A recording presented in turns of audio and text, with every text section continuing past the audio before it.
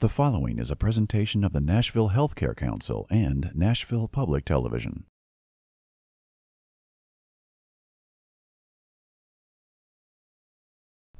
Hello and welcome. It's amazing you have such a great turnout at 8 o'clock on a Monday morning. So I think that's a great sign to show what a community you are in terms of wanting to work together. I really want to thank the Nashville Health Care Council and the Nashville Chamber of Commerce for hosting this program today. We're very excited to be here. The center, when it started in 2003, was based on the premise that we needed system-wide change. And part of what that meant was that change had to happen not only at the national level, but really more importantly at the state level and at the community level. And it was only through that bringing together of the people in the community willing to work together towards a common vision that you were able to really see differences in people's lives and to create healthy communities. We have actually worked with a number of communities at this point and seen some inspiring stories and some wonderful collaborations brought together that made a real change in the lives of the people of those states and those communities. And so without further ado, I would like to introduce Caroline Young, who's the president of the Nashville Health Care Council, and congratulate her on all the great work that they are doing to bring together these people who I believe will make a huge difference for Nashville. Thank you so much.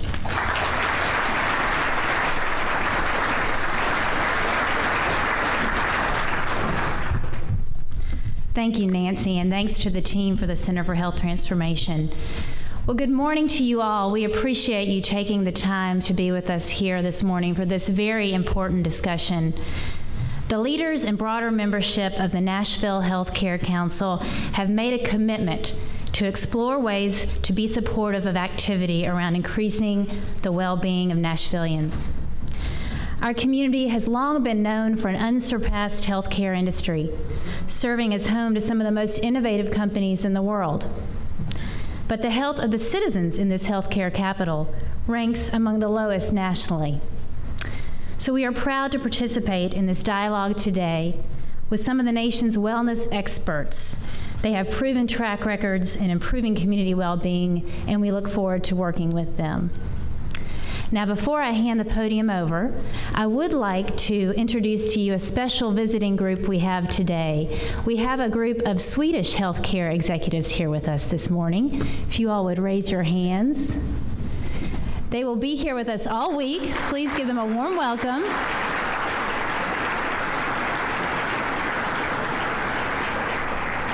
They're here to learn about our healthcare system and meet with our healthcare executives here in Nashville. We hope you enjoy your stay, and we look forward to learning from you too while you're here. Now I will hand it over to Ben Leedle. Ben is CEO of Healthways. He's also Vice Chairman of the Nashville Health Care Council, and he's leading our efforts around health and well-being.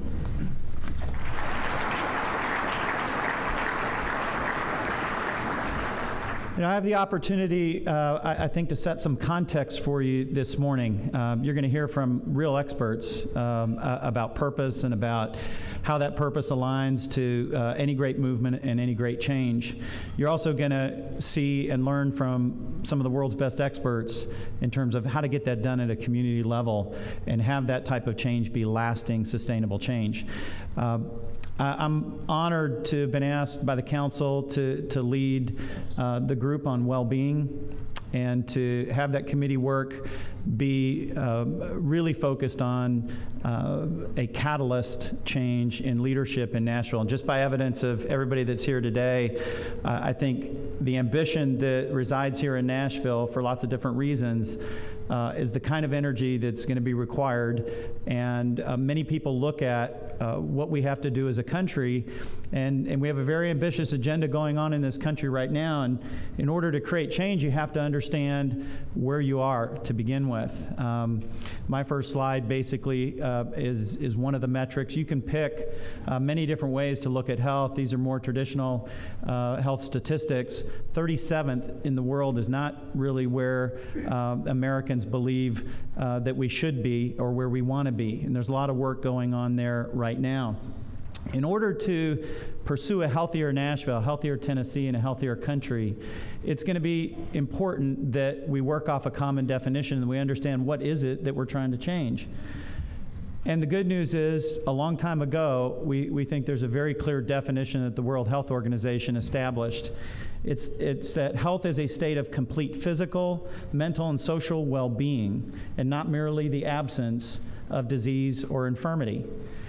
It's important that you think about health in that perspective, because I think too often we think about being reactive, waiting until people are in need or sick in order to be able to create a difference. If we're going to make change take place, we have to do more than that, and it starts with adopting a definition around health that's much broader and requires a much higher degree of ambition in order to make a difference. The good news is, almost a couple years ago now, Healthways sought a partnership with Gallup and made a strong commitment together so that we could begin to measure well-being longitudinally. And not to do it with a small effort, but a big effort. We made a 25-year commitment to establish an instrument and to begin to build what would be the world's leading database and information source on well-being, and then to be able to use that as a guidepost to create insights in order to help guide us as we pursue the change that we're after. It is a big effort, as I mentioned. We are surveying at a community level across the U.S. 1,000 completed surveys a night. Think about that for just a minute. We're going to be fast approaching 1 million completed surveys, making it one of the largest, if not the largest, survey database on health and well-being in the world. And we're just getting started. And it's important to understand that the view of that well-being is holistic. We'll be looking at life evaluation, basic access, healthy behaviors, and emotional, social, and physical health. It's really, really important to think about the power that lies here, because this type of data has never been available before. And it lets us begin to understand with much more granularity, where are we, how do you begin, what's going to make a difference in moving the needle on well-being, and in the end, keep us on course. So here's what we know now. As we began to do this starting on January 2nd, 2008, the data began to come in and pile up, and the deeper that the data gets, the better we can see and understand patterns of well-being. And first, we got kind of a feel for our nation, and using the Gallup World Poll, we're able to compare how the U.S. compared to the rest of the world. And we see huge opportunity for this country in general to improve their well-being. As the data continued to amass, we were able to begin to see how do the different states compare. And then further, this past year, if you look at this chart, and it's interesting, here are the states, and they're colored in different quintile rankings from top to bottom. But you understand when you start looking at well-being on a more local level that things aren't always as they appear at a higher or broader level. In fact, the reason why we're bringing people together today is to focus around how communities and the environments in which we live in can make such a huge difference in terms of creating the type of change that we're pursuing. One of the things that we know about Tennessee, and have shared this with our elected officials, and you'll hear from our mayor and you'll hear from Governor Bredesen later in the day, is that we rank pretty low in Tennessee. And that's tough facts to get served up. The good news is there's plenty of opportunity to improve. One of the things that the well-being data does is it helps us understand where it is that we might have some strengths that are lifting well-being in this state, but also where the challenges are. And you can see for Tennessee, the challenges are broad. So it's not only how people are showing up with physical health today, it's also being fueled by continued high degrees of unhealthy behaviors. We know that the one brighter spot in Tennessee is it seems that the businesses and organizations where people work are actually doing a pretty doggone good job of helping people be positive and making efforts to make those work environments conducive to better health and well-being. When you look at Tennessee on a congressional district basis, and I've highlighted here District 5 because I think it has the heaviest overlap for kind of our topic for today, which is Nashville, you can see that there's a tremendous amount of challenges throughout this state. And as you look further, one of the things that's now emerging for us in this database that keeps building up every day is that we've been able to look at the top 184 MSAs. And so we're looking at metropolitan areas, and this is how Nashville's MSA ranks. It's not the same exactly as Nashville City, but Nashville and the surrounding areas. And you can see we're 84th out of 184. With plenty of work to do. Again, you can see in this environment, the work environment continues to show up as a strong point in the state and certainly in the Nashville MSA. And you continue to see the challenges being focused around healthy behaviors. So how do you go about impacting well-being? You're going to hear a lot of that today.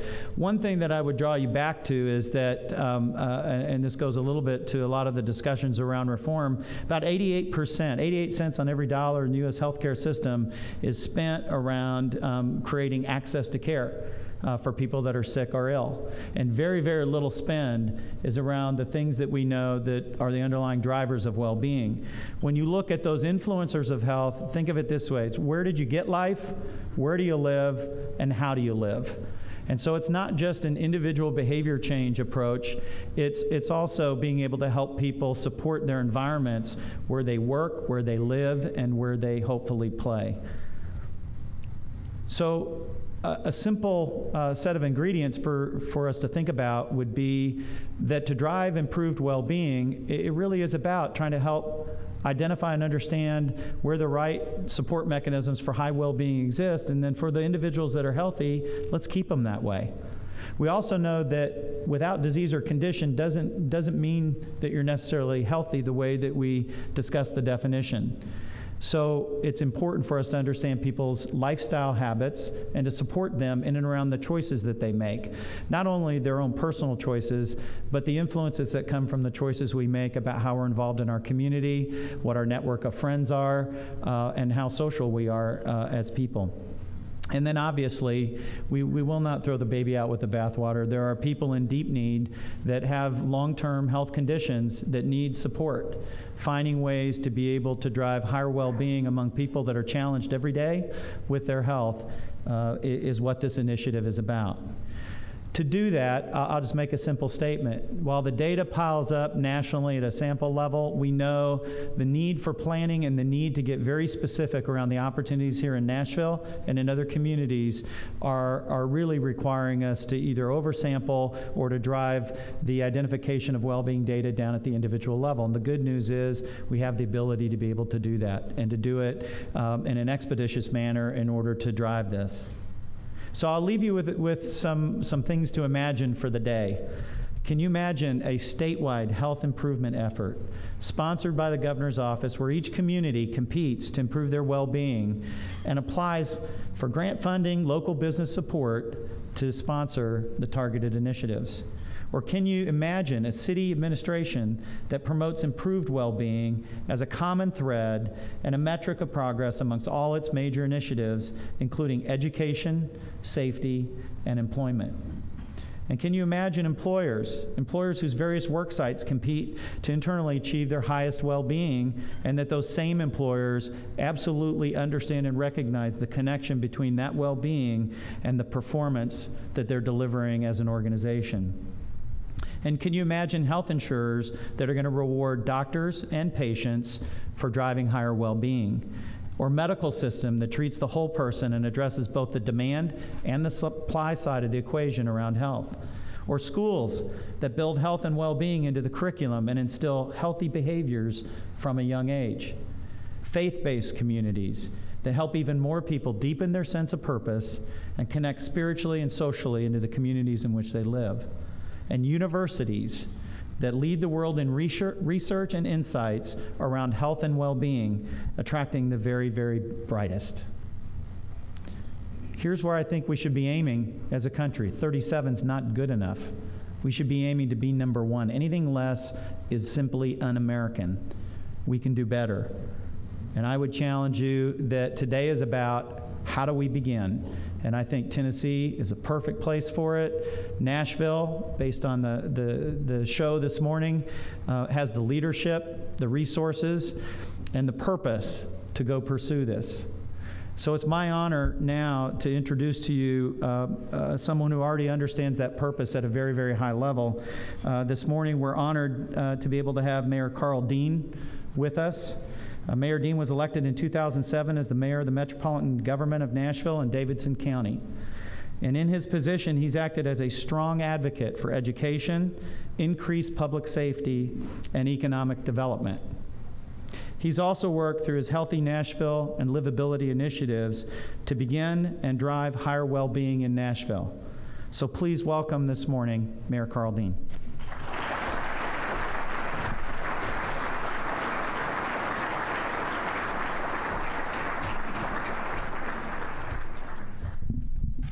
Good morning. Thank you, Ben. It's wonderful to see so many national and local leaders gathered here today. As mayor of the healthcare capital of the world, improving the health and well-being of this great city continues to be one of my very top objectives. Nashville is known as a city where businesses want to relocate. We are a friendly city, we have a high quality of life, and we are a city on the rise. For Nashville to continue to be a wonderful place to live, for people of all ages, we need to be a city that supports healthy lifestyles with amenities such as parks, greenways, and mass transit. Over the course of the last 2 years, I have established several different committees and advisory groups to help develop policy recommendations in different areas. I formed a Green Ribbon Committee on environmental sustainability, a bicycle and pedestrian advisory committee that works with the bike ped coordinator in my office, and I reappointed a Healthy Nashville Leadership Council. I also supported Vice Mayor Diane Neighbors' efforts when she formed a livable community task force to look at issues facing our aging population. Each group consists of a cross-section of community leaders, many of which I'm happy to see here today. While focused on their individual agendas, one issue on which each of these committees and task force have agreed is that a healthier Nashville must involve the building and preservation of infrastructure that supports a healthy lifestyle. Improving public transit options while creating more walkable and bikeable neighborhoods helps make us a more active city. As one of the recommendations from the Green Ribbon Committee, my office has partnered with the Land Trust for Tennessee, working closely with our parks to develop an open space plan, an effort we hope will ensure our community has plenty of preserved green open space well into the future. Not just big space, but also small urban parks and green areas. We now have nearly 100 parks and community centers spread throughout our county and 40 miles of paved greenway trails. Connecting this network of parks and greenways, walking trails, and sidewalks is an important goal for the coming years. As a result, thousands of our citizens are now able to enjoy a more active lifestyle. Walking, biking, running, and simply playing is becoming easier for all.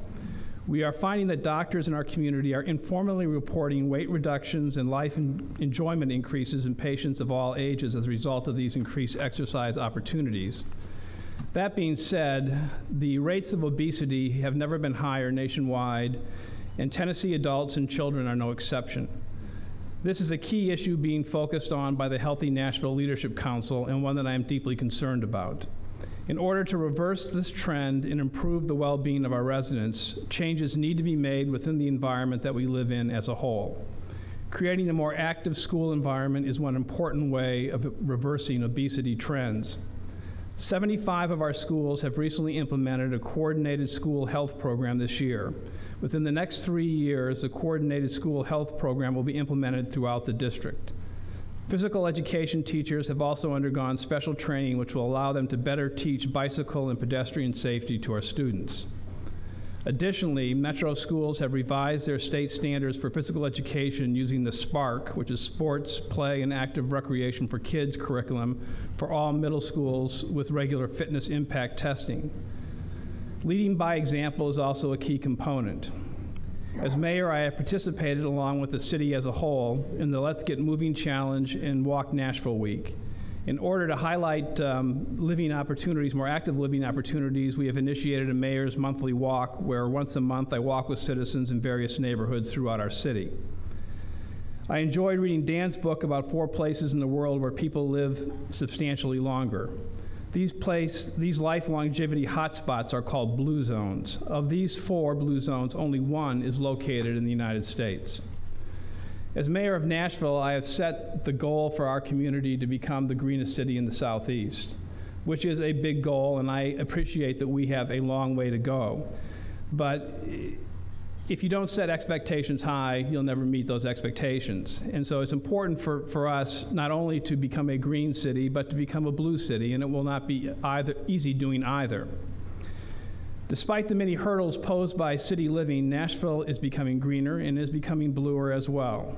And while being bluer poses its own set of challenges, I believe that Nashville is making a great strides in that direction.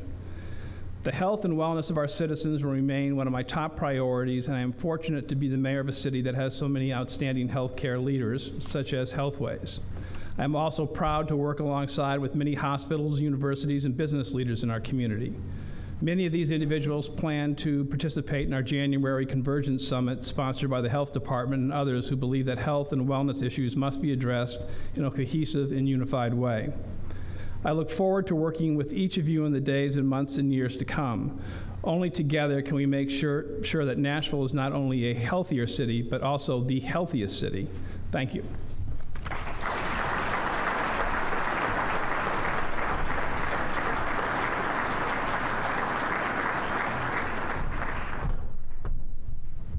Good morning. Thank you, Mayor Dean. You know, some mayors support healthy living, but our mayor not only supports it, he creates it, he leads in healthy living initiatives, and not every city can say this. We're very lucky to have a mayor who gets it, who knows the value of well-being across the spectrum, and we want to thank you, Mayor, for being so supportive. Next up on our agenda is Roy Spence, and it's time to get a little excited. As co-founder and chairman of GSD&M Idea City, as a leading marketing and communications and advertising company, he is responsible for growing some of the most recognizable brands, including a little company that started in Texas named Southwest Airlines, another little company that started in Arkansas called Walmart, DreamWorks, the PGA Tour, BMW Global, the U.S. Air Force, Hallmark, and the Clinton Global Initiatives. He's also co-founder and CEO of the Purpose Institute, a consulting firm that helps people and organizations discover and live their purpose. And you know, we have a purpose here today, and I'm very excited to have Roy Spence talk to us about it today, because I believe that he will have us take that purpose and make it something real special. He's here today to discuss our interests in bettering Nashville and our city's well-being, and also our state. And he's been quoted saying that the thrill of life is to create something that was not there before. And that's what's so thrilling about today, because we want to create something that hasn't been here before. And I want to now invite Roy Spence to come forward to tell us how and get us excited about it. Please join me in welcoming Roy Spence.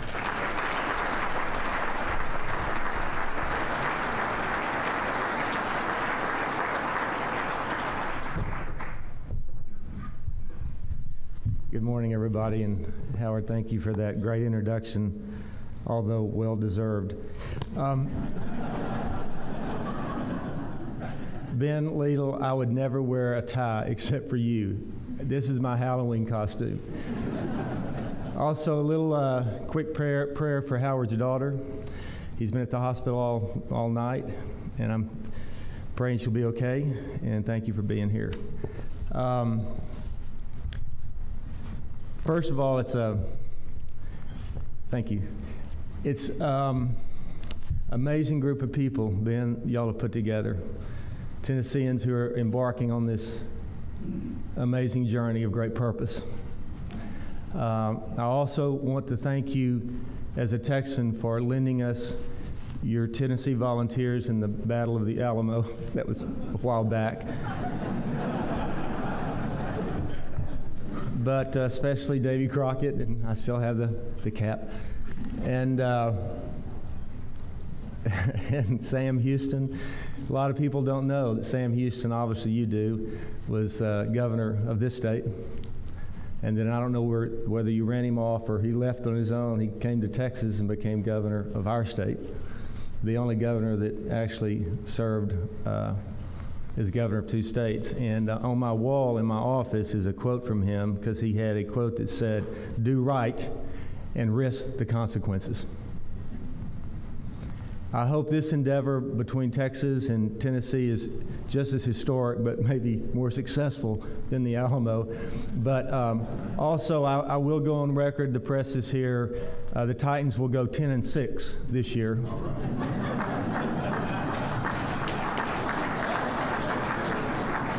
Vince is back, and we're going to win the playoffs. We're going to go to the Super Bowl. I cannot predict the outcome of that, however. Today we're going to have a short conversation about the power of purpose, because it's been my experience in good times and bad that if you have a purpose leading the way, that you are already on the road to making a difference. Or as George Bernard Shaw said it with a little more edge, he said, "The true joy of life is being used for a purpose that is recognized by yourself as a mighty one, instead of," and only he can say this, "a feverish, selfish little clod of ailments and grievances, complaining that the world will not devote itself to making you happy. You give a person good health and a clear course to steer, and they won't have time to think about whether or not they're happy or not. You give a person good health and a clear course to steer." We're going to talk a lot about health today. I'm going to talk about the clear course to steer. I tell this story. I promised my wife of 32 years that when we started our business, by the way, my partner is here, Judy. We started our business 38 years ago when we were 11. And thank you. I promised you I'd never miss one of my kids' birthdays. Now that sounds strange, because why would anyone miss your birthday? But we live in Austin, Texas, and we have no clients there. And it's a sad thing that the people who know me the best don't hire me. But when you have DreamWorks and you have the PGA Tour and you have the United States Air Force, they don't really call me up and say, "Hey, Roy, would you come see me? And by the way, it's tomorrow one of your kids' birthdays." But I promised you I'd never miss one. My daughter's 29, never did. My daughter's 25, never did. But when my son was 15, I got a call, kind of an emergency call, and I had to go out of town and do this job. And about 5 o'clock in the afternoon, I realized I probably wasn't going to be able to get back in time for his birthday. So I asked these 2 gentlemen, and I'm going to show you this clip, to do something for my son's birthday. So if we could play that clip, I would appreciate it.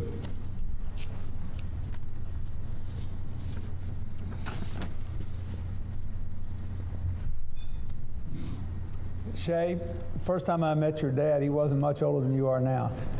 I want to wish you a happy 15th birthday and say I hope you look as good at 56 as he does, and I hope you're a whole lot smarter.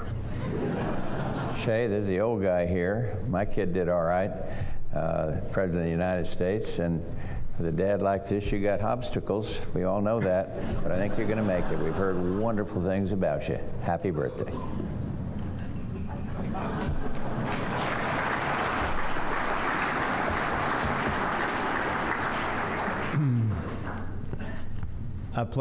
I actually got home at 2 before midnight and gave this video to my son. I play that video not because it's cool, although it really is. These 2 men had not spoken to each other after the keys to the White House had been passed. And then the tsunami hit in Indonesia. And they got on the set together, and they spent all day together, and we filmed it all. And I saw this amazing transformation happen before my very eyes. the power of purpose at work, where you can put politics aside and have purpose for a mighty, mighty effort. And purpose trumped politics, and purpose trumped pettiness. And in the process, they made a difference and made some history together on that day. And from that day forward, these two former presidents were partners in purpose. When Katrina hit, we did the same thing. We went down to Houston, and they went to the place where all the folks were there, and they did spots for Katrina and raised over $100 million. And when Ike hit, they did the same thing. And I play this because purpose can move mountains. If you put aside the pettiness and the politics, it can make a difference and make history. We're going to cover some ground today. We're going to cover why Chauncey the gardener was right. Do you know what I'm talking about? Anybody seen Being There? Okay. Intellectually elite there. What is purpose? Why do you need it? How do you find it? How do you lead with it? What does it look like, and what does it feel like? Chauncey the gardener. It's a great show called Being There, and the President of the United States comes to a gardener, and he thinks he's a genius, and he said, when is the economic troubles of our country in this show going to be over? And Chauncey the gardener says, when it's springtime. I don't believe that our nation or our state or our world is in a recession or a depression. I think we're in a winter. And if you study history, which I try to do, every generation has its own winter. The last winter was our grandparents and our parents in this country, and it was World War II and the Great Depression. The winter before that was the Civil War. The winter before that was the American Revolution. And if you believe in the premise of this idea, which I do, that we have to do things and prepare ourselves differently, because no matter what, no matter how long this winter is, there will be a spring and there will be growth. But I contend it will be a different kind of growth.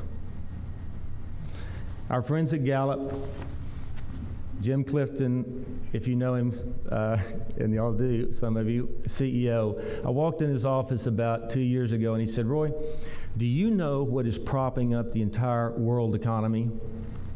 And with Gallup, you always have to go, no, what, Jim? Or he won't tell you. So I said, no, what?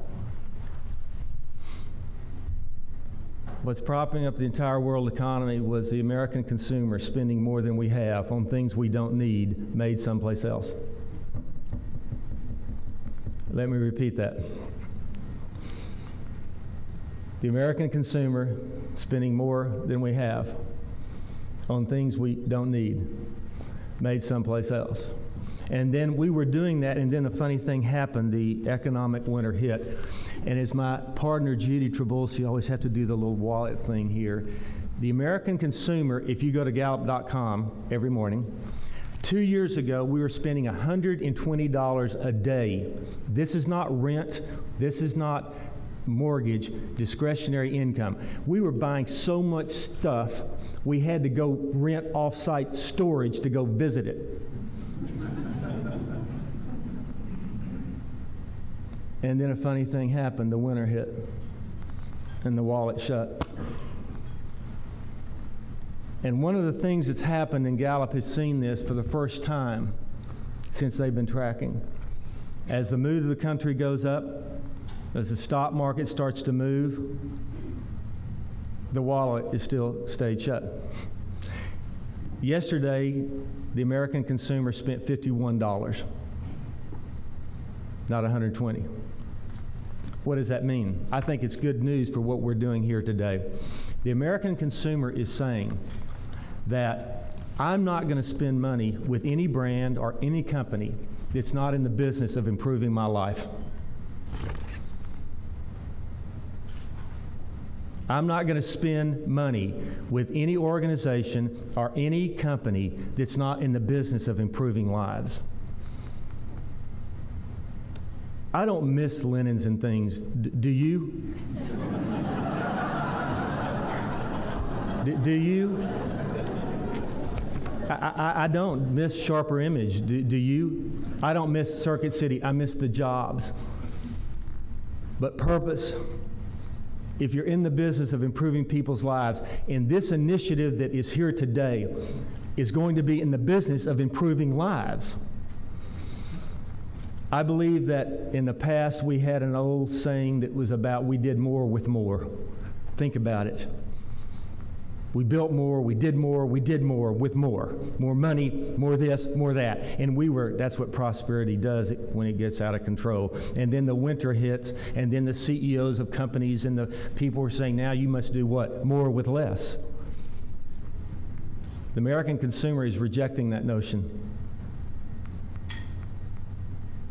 You know what they're looking forward to? Is doing better with less. Think about it. Doing better with less. Our governments need to pay attention here. Better with less. It's liberating a new relationship with debt. We're going to take control of our future. When that wallet is shut down, they're saying, I'm going to pick and choose the things I spend my money on. And by the way, the great talent isn't going to work for companies in the future unless they are in the business of improving lives. And families are not going to live in cities, and we are going to be number one. Well, Austin and Tennessee, T for Texas, T for Tennessee, you know the Bob Wills song? We ought to partner with Austin, by the way. These two cities have the ability to be number one in well-being. Because families don't want to live in a city that's not in the business of improving lives either. So here we are. So what is purpose? My buddy Aristotle said it best.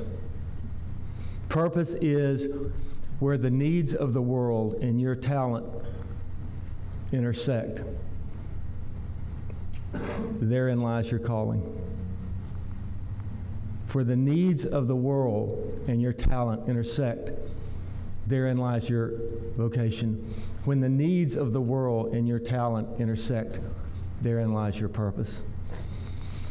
We first found out about purpose when I went down to the bank 38 years ago. I had a brand new tie-dyed t-shirt and my ponytail was clean. I was looking good.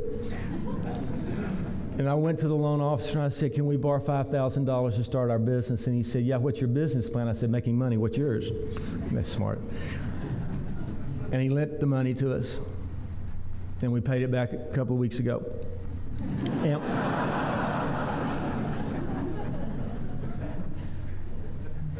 And Judy and I went to a reception about 10 years ago.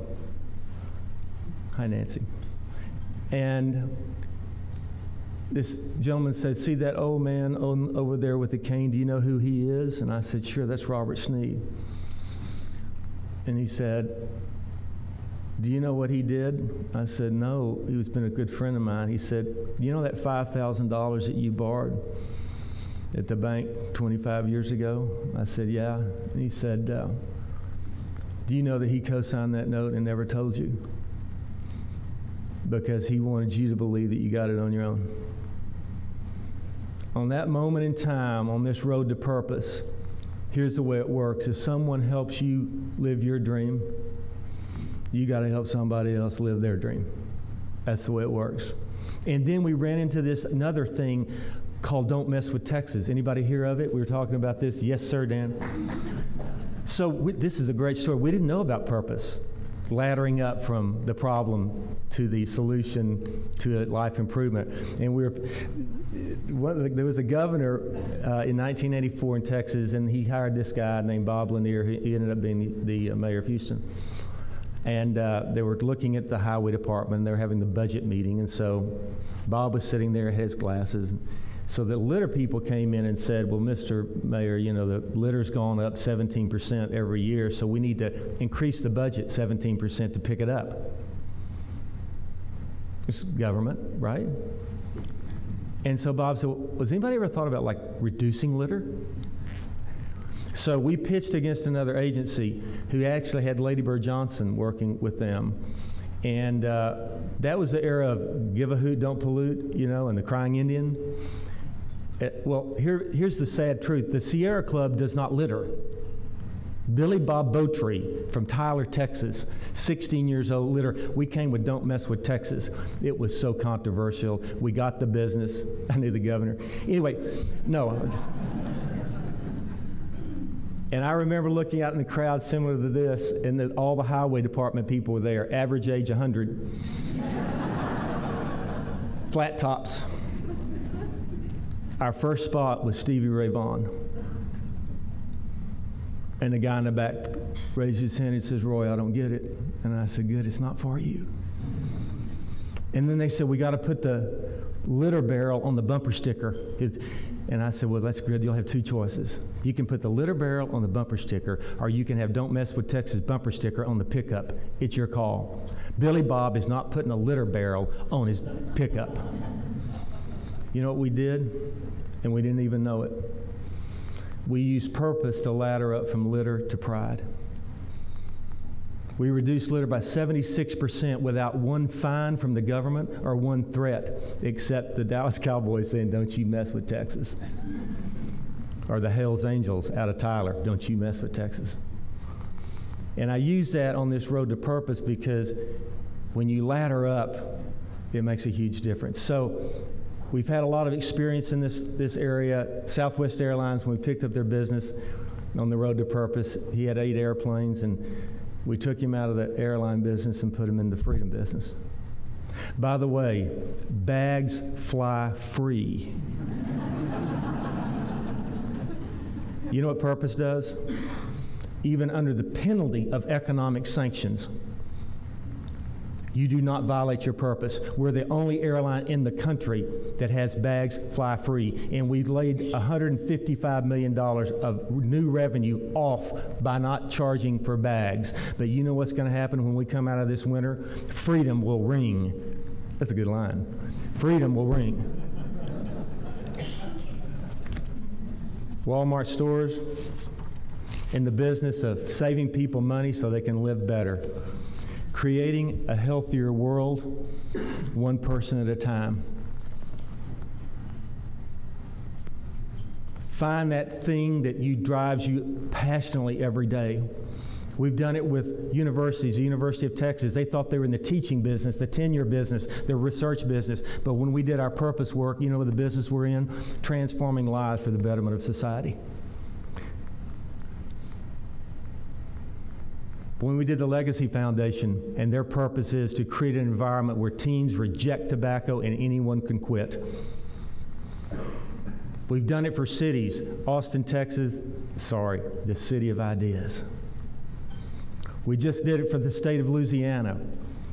All these, like you, the whole room was, all these diverse people came in. They thought Louisiana was going to just fall off the map.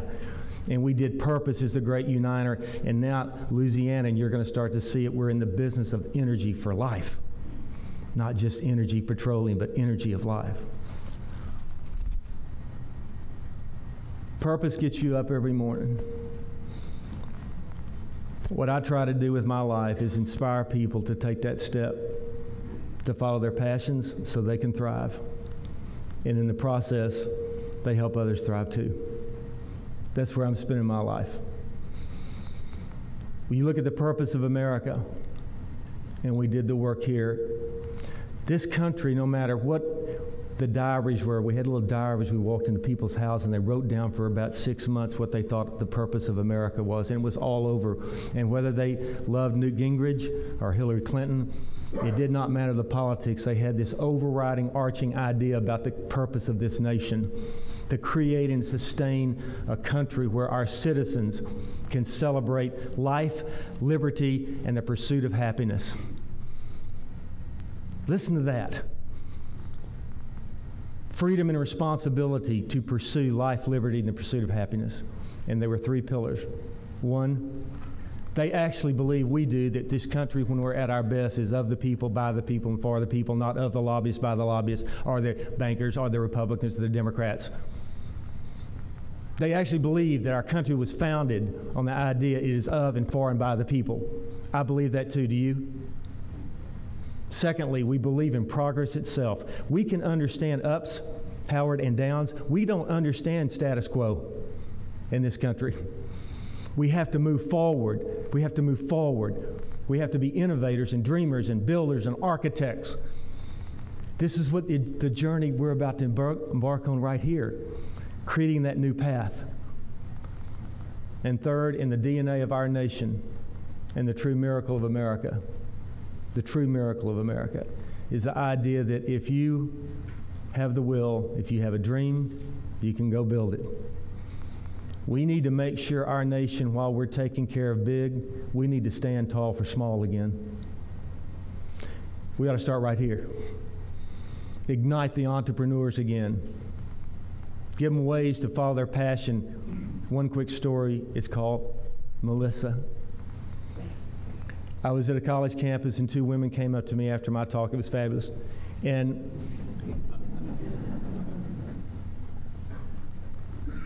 she said, the mother said, I really like what you said.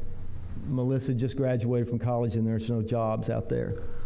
And she went on and on, the same thing I hear all the time. And I said, well, do you mind if I talk to Melissa just for a second? So I said, Melissa, I'm going to ask you a question that most people don't ask you. What do you love to do? And you know, there was that moment in time where she was looking back and forth to her mother like she was supposed to say accounting.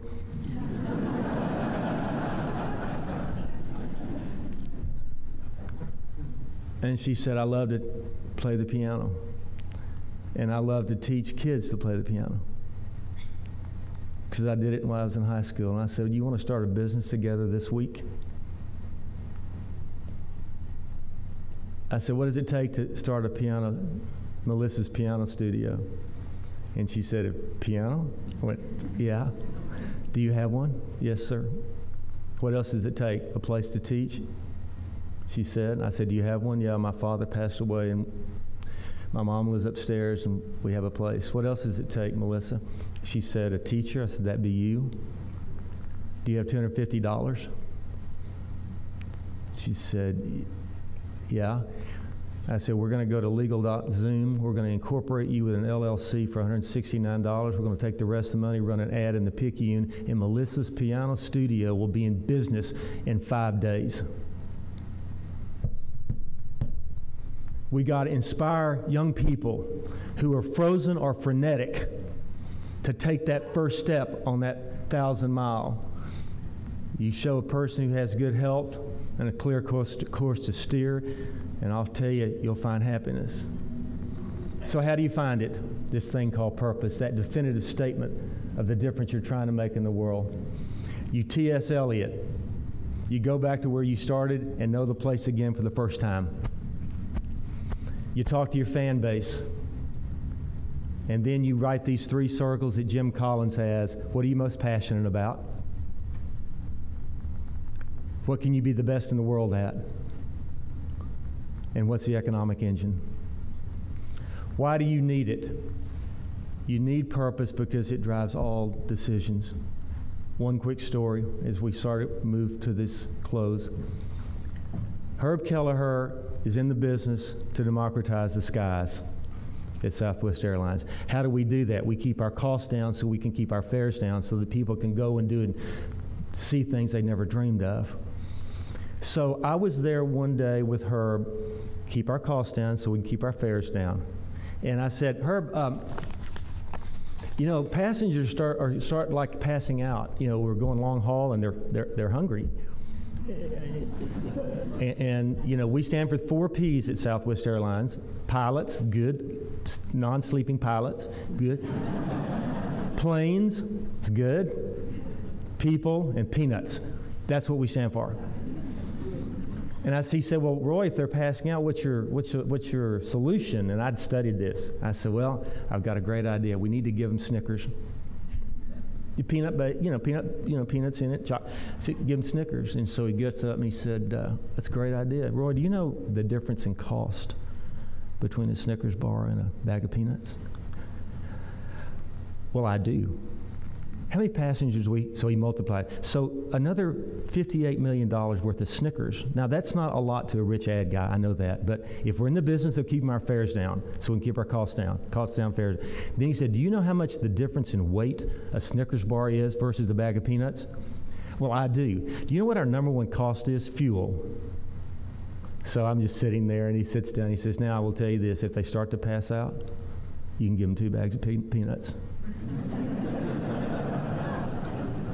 He wasn't telling that story because he's cheap. His purpose was keep costs down so we can keep fares down, so we can spend our money on pilots and planes and people. You need purpose. You can have fun with purpose. As long as you're in the freedom business or the make a difference business or whatever business Nashville decides its purpose is, we can have fun with it. We can move it forward. And in the process of leading and living with purpose, you'll make a difference and you'll make history. You got to listen to one another. You got to step up when it's your turn. And it sure sounds good when you all sing together. That's the journey y'all are about to embark on today. You got to know the words to the song. Got to listen to one another. We all have to step up when it comes our turn. And then at some moment when we are number one in well-being, everyone will know how beautiful it was to sing together. I thank you for inviting us. I appreciate it. I love the journey you're on, and I'm with you. Thanks.